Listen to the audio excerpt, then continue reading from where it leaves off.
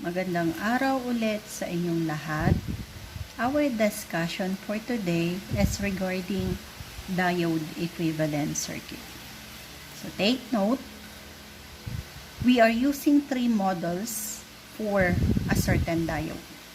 We have here ideal model, a simplified model, and a piecewise linear model. And tandaan po natin that there would be two possible bias for a certain diode. We have a forward bias or a reverse bias. So, we have to recall that during forward bias, the anode terminal of a certain diode is connected to a positive terminal of your supply, and the cathode terminal is connected to the negative terminal of the supply. So, this is your diode. This is the anode. And this is cathode. Once the anode is connected to a positive terminal of the supply, and the cathode is connected to a negative terminal of the supply, this is forward bias. But if a certain diode wherein anode, cathode, the anode terminal is connected to the negative terminal of the supply, and the cathode is connected to the positive terminal of the battery, this is a reverse bias. So, using the ideal model, take note, ideal model, sa forward bias, it is simply acting as a closed switch. So, ideal diode now is equivalent to a switch wherein it is closed. While during reverse bias,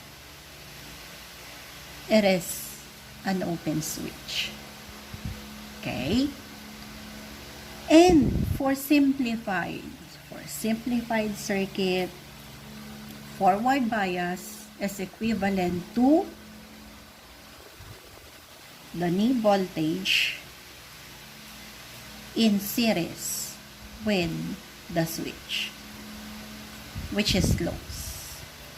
So this is the knee voltage or the threshold voltage. While reverse bias, still the knee voltage and an open switch. So, this is the knee voltage or the threshold voltage. So, if in case the diode is made up of silicon material, the knee voltage should be equivalent to 0.7. But, if the diode is made up of germanium material, the knee voltage or the threshold voltage is equivalent to 0.3. While the piecewise linear model is equivalent to the knee voltage, R average, and the closed switch. Same also for reverse bias, knee voltage are average but an open switch. So, anong similarity natin with the reverse bias? The switch are all open. Okay? So, these are the equivalent circuit for a certain diode. Ideal, simplified, and a piecewise linear model. So, if we are going to evaluate a certain circuit, whether that is a series diode, parallel diode, okay, we will be using this type of diode equivalent circuit. But most of the time, ang ginagamit natin in the analysis of diode is simplified. So, for example, we have here a simple circuit, okay, and we are asked to determine what would be ID and VD using the three equivalent circuit. So, first, using ideal model. Okay, so we must redraw the given circuit to its equivalent circuit. Okay, so by the way, ano nga ba ang biasing na mangyayari dito sa ating diode? So, at this point, okay, this is the battery side of the circuit.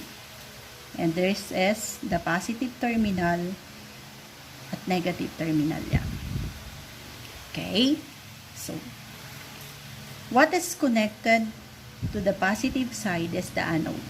And if the anode is connected to the positive side of the battery, the diode is in the forward bias condition. So, therefore, kung ang diode natin ay nasa forward bias condition, the equivalent circuit then becomes a closed switch. Okay? So, gamit ang ating ideal model. This would be the equivalent circuit. Okay? So, this is our VT. Current flowing there is ID. So, simply analyze it. Closed switch, 1K, connected sa 10 volt directly. So, therefore, using Ohm's law, ID is equivalent to the supply voltage, which is 10 volt, divided by the resistance na meron tayo, 1 kilo ohm. So, kung gusto nating i-calculator pa, pero madali na lang yan na lumabas yung sagot, okay, that is 10 milliampere. ID. What about the VD? Since the voltage across a short or a closed switch, what would be the value? Okay, any value voltage is equivalent to 0 volt. Now, next model, we will be using simplified. Okay, so redrawing the circuit, the equivalence value is a knee voltage and a closed switch. Okay, this would be the equivalent circuit. So, mula dyan hanggang dito, this is our VD. Okay, and this is, since the given one is a silicon material, so therefore, that is 0.7 volt. This is 10 volt. So, ordinarily, ito ang ating circuit. So, hindi na natin pwedeng gamitin ang ordinary Ohm's law. But, we will be using a Kirchhoff voltage law. KVL. So the summation of all the voltages within the loop is equivalent to 0. So therefore, using a clockwise direction of loop, we have 10 volt plus 0.7 volt minus, then since current direction natin is downward, so this is plus, that is minus I times 1 kilo ohm to make it a voltage drop is equivalent to 0. Take note natin na this would be our loop equation. If we would assume that this is ID and this is IR, okay, since nasa series circuit yan, our ID is the same as your IR. Okay? Since series circuit yan. So therefore, change natin to, this is the same as IR. Or plus 10 volt minus 0.7 kasi kinonsider na natin that a closed switch walang voltage drop o we have 0 voltage drop. Okay, minus ID times 1 kilo ohm is equal to 0. Solving now for ID, that is 10 minus 0.7 divided by 1 kilo ohm. So what would be the value? 10 minus 0.7 divided by 1 exponent negative 3. We have 10 minus 0.7 divided by 1 exponent positive 3 is equal to 9.3 milliampere. Okay? Last, na diode equivalent circuit is using the piecewise linear model. Okay? So, equivalent circuit now becomes the voltage, R average, then the closed switch.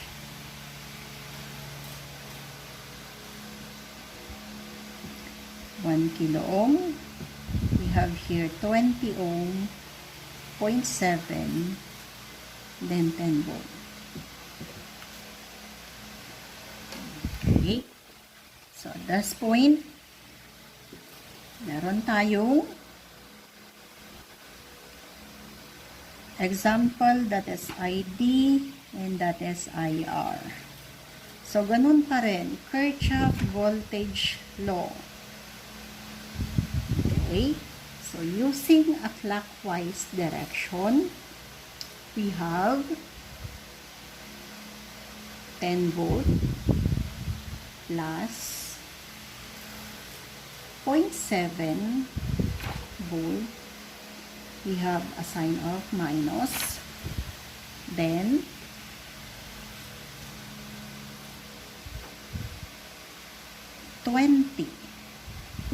that is ID times 20 ohms.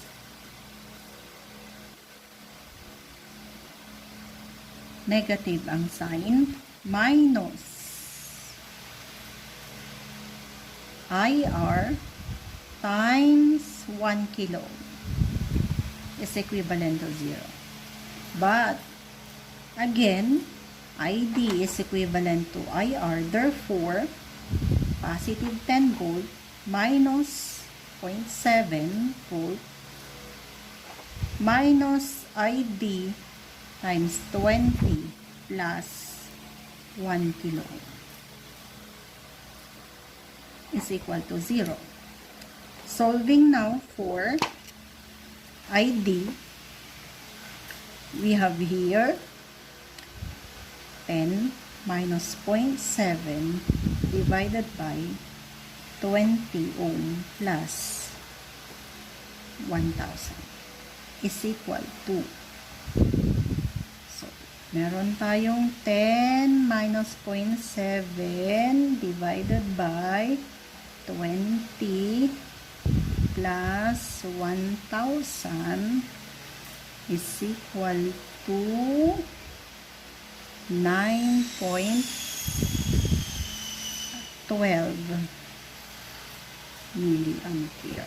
So that is the current flow through the diode. By the way, may nakalimutan po ako. What would be VD during the simplified model? Take note. Ano itong VD natin na yan? So, kitang-kita natin, the voltage of a closed switch is equivalent to 0. So, therefore, plus, minus yan. Mag-loop equation tayo sa port na yan. That would be, loop equation tayo. Pati ballpen ayaw nang magsulat. Loop equation tayo. That would be for VD, KVL is equivalent to clockwise direction. So, 0.7 volt. So, that is positive. Then, minus VD is equal to 0. VD now is equivalent to 0.7 volt. Okay? So, nakuha po. Then, pagdating din naman dito sa ating piecewise linear equivalent model, this is our whole voltage drop across the diode. Okay? So, using that portion, so, expand ko lang. That is the closed switch. Yan po yung ating buong VD. So, plus and minus. Pakita ko lang. So, ito yung 0.7. Andito yung 20 ohm. Andyan yung closed switch. Okay? So, using Kirchhoff voltage law, clockwise direction, KVL. Okay? Pag ganun tayo, yan yung current direction natin. So, plus, minus, plus, minus. In a clockwise direction. So, therefore, ano ang sign ng 0.7 volt natin? Clockwise direction. So, plus. VD. Anong sign ng VD natin? Minus. Then, anong sign ng 20 ohms natin times ID? Sign is positive. Is equal to 0. Therefore, VD is equivalent to 0.7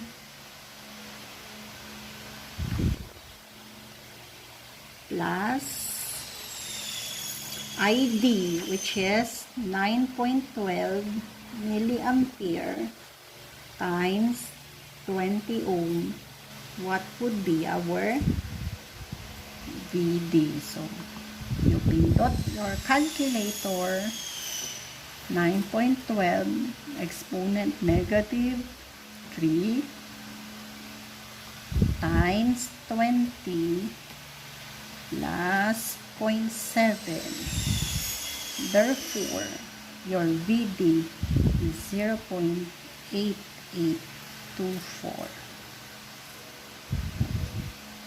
So that is how you solve for the VD using the piecewise linear equivalent model.